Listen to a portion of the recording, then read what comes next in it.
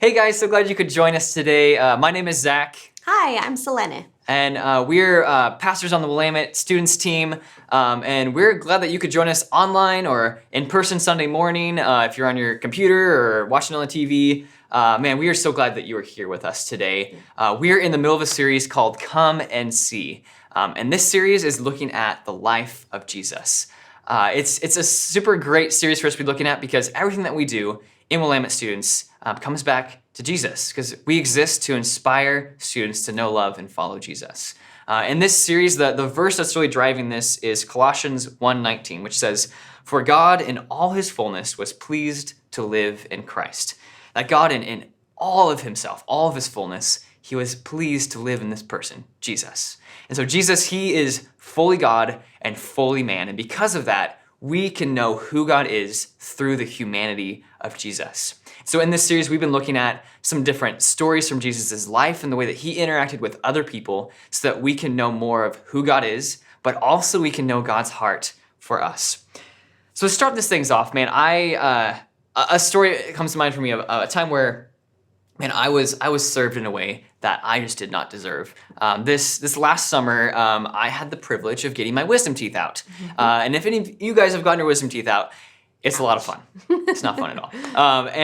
Although I didn't have, the fun medication that makes me loopy and do silly stuff, I was in need of a lot of help. I was home for a while, and my wife Amanda, she had to work the day that I got them out, and so my mother-in-law, Amanda's mom, she came and she was able to take care of me and also babysit Ransom, my son. So she was babysitting both of us, and I was just, a gross, slobbery mess all day. And she was just so kind to serve me, to, take care of my gauze and just gross stuff that you would never want anyone to have to do. But I was so thankful that she served me in that way. Can you think of a time where you been served? Yeah, that's so good.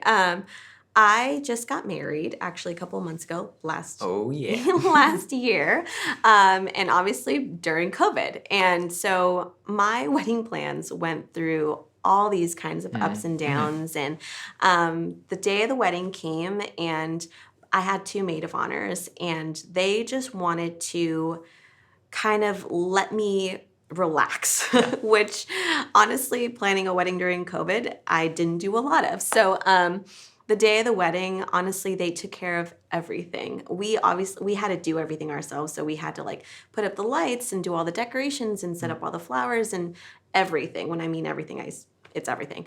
And my maid of honors didn't want to have me worry about that. So they took care of everything. I was able to get a good night's sleep and wake up and get ready and not have to worry about anything. And they served me that way just to be able to let this big day be my big day and not have any anxiety around it, it was so good. That's amazing. Yeah. Cool. Well, Selena, where are we going today? Yeah. So our big idea for today is Jesus is for others and his followers are for others.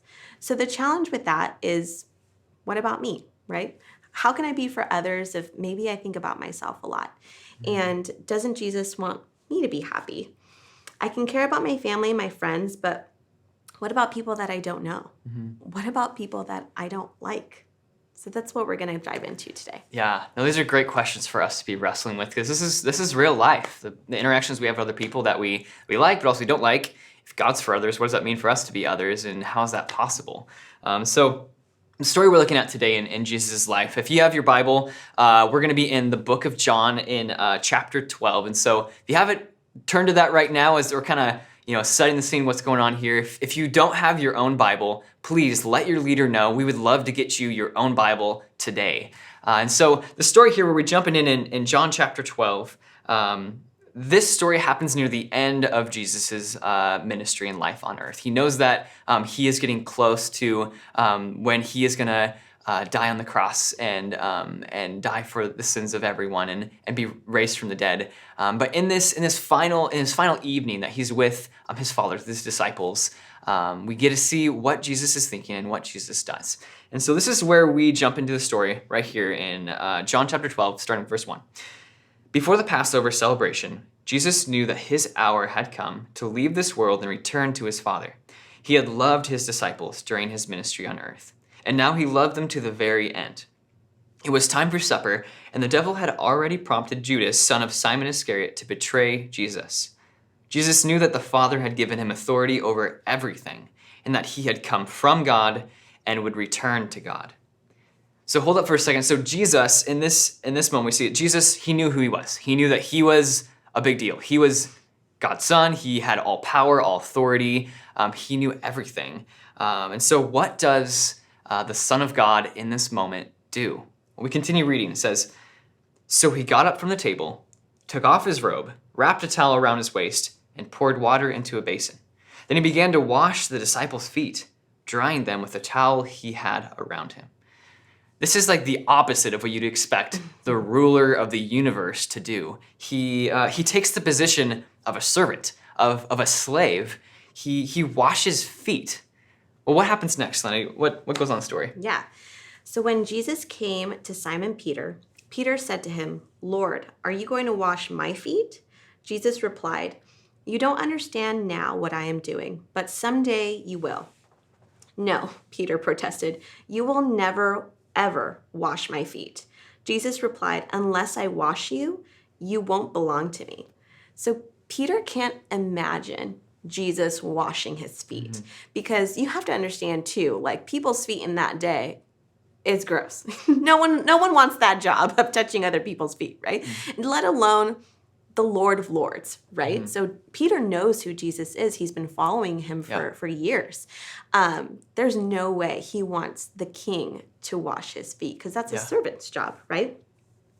But let's see what happens next.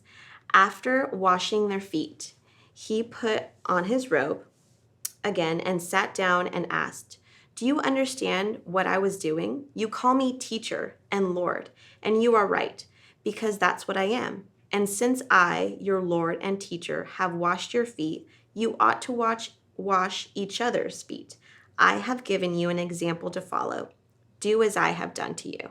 So picture the scene. What's going on here? Disciples, they're reclining on their thin mats around this low table. They're each is leaning on his arm, probably their left side. Their feet are kind of kicked out. They're all sitting there, ready to have their meal together. And then Jesus, he pushes himself off of his mat.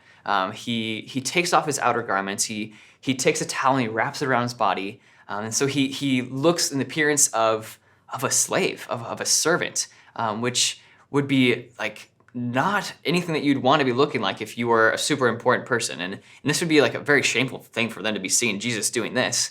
But then he gets down and he starts washing their feet. And I love this because Jesus, earlier on in his ministry, and we see in the book of Mark, he actually talks about this. And as he says for himself that I'm among you as one who serves. You see in Mark chapter 10, verses 25, Jesus said, "For even the Son of Man did not come to be served, but to serve, and to give his life as a ransom for many." See, Jesus knew his Father's will. He knew that the time was drawing near for him to give his life for others, to die in the place of other people. He knew that he had the status and the power to do anything. As we saw in verse 3, Jesus knew that the Father had given him authority over everything and that he had come from God and would return to God. He knew who was going to betray him. He knew in that moment he could have vanquished the devil and all of his schemes and made this tremendous scene showing that he was God and he was all-powerful. But what do we see Jesus do? See, Jesus washes his disciples' feet. Man, I love that. And then after that, of course, you see the response. Peter, he's super confused about this in verse 8. He's like, "No," Peter protested, "you will never, ever wash my feet." But then, of course, Jesus replies, "Unless I wash you, you won't belong to me." Now, I know in my life, this is not easy, but Selena, how hard is it for you to receive help? Yeah, it's not easy, right? Sometimes we want to do everything ourselves. Like I think about maybe like work or school or projects, and maybe you have like a group project when you're like, I would actually just prefer if I did this by myself, right? It would just be easier. I could maybe do it better. I can control this if I do it myself, right? I don't need anybody's help. I got this. And the root of that is actually pride, right? Thinking that we don't need anybody else. We can do this ourselves because maybe I'm better than you. I can do this. I don't need your help, right? And doing that, unless we follow Jesus, he can cleanse that with us, right? He can take away that pride and clean us from that. And Jesus' reversal of making himself like a servant and washing his disciples' feet foreshadow the greatest reveal, which is that Jesus, the King, the Lord, will be dying on a cross. Jesus is God's son, and he loves us so much. And that's why he sacrifices his life on the cross. He served us and brought cleansing through one glorious sacrificial act. And I love it when we see, Jesus, he washes his disciples' feet, but also Judas's.